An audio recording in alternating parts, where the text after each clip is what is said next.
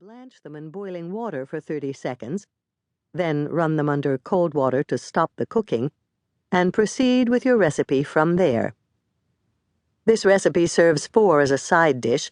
If doubling, make 2 batches. The beans won't char if they're crowded. 1½ pounds haricots verts, extra slim French green beans, topped but not tailed. 2 to 3 tablespoons extra virgin olive oil, coarse sea salt, freshly ground black pepper. Rinse trimmed green beans in a colander. No need to dry them. In fact, you want some water clinging to them. It will help them steam.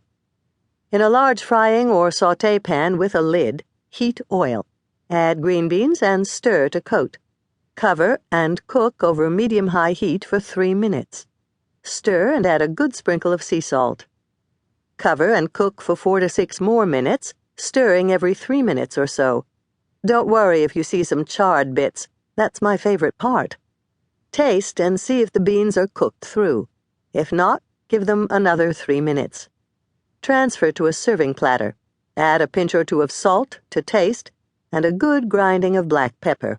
Serve warm or at room temperature. If you have leftovers, doubtful, eat them topped with big chunks of tuna or a poached egg for lunch the next day. Dress up.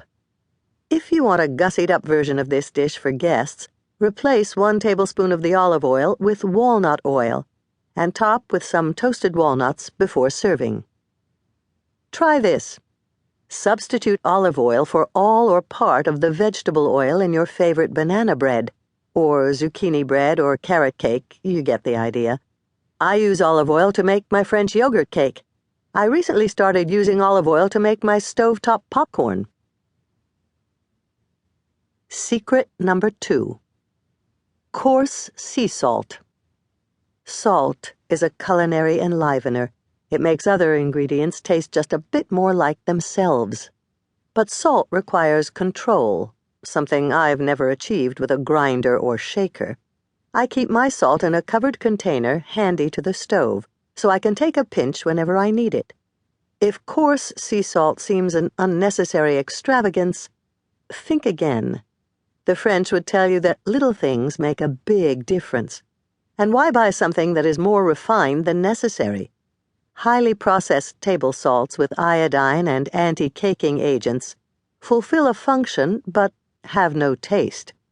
Sea salt crystals have a very specific terroir, as individual as the mineral content of the body of water they come from.